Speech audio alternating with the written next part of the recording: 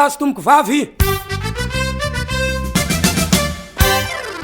Tonga zao le vaccine dia efa mifanaretsaka zany zay concerné amin'le vaccine hoe zay nisoratra anarana mialoha araka ny teny amin'ny fitondram-panjakana hoe ny ministère amin'ny fahasalamana dia mitafika dia ny marefo sans sokiolona dia hatreto aloha zany efa misy fanentanana ny amin'ny fokotany rehetrarehetra zay soratra anarana dia manantona any amin'ny bran fokotany angambany.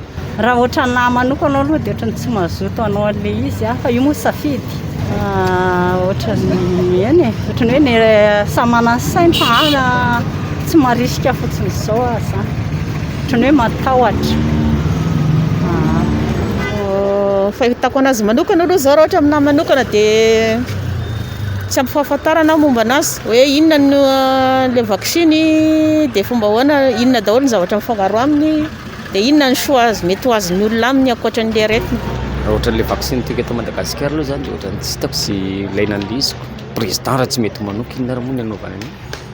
Dia anao manokana zany tsy hanao raha izay valitenao izay tsy manao an'io hatreto aloha zany zao hoe io zany tsy antery fa atsitrapo dia io zany asakasa arakaraka le olona fa raha za manokana aloha zany mbola tsy tena tapa-kevitra aloha zany zao fa mbola miandry.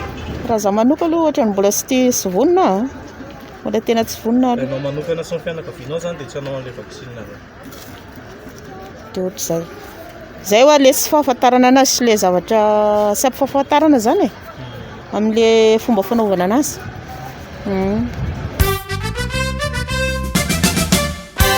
Saotra tomboko lahy, saotra tomboko vavy.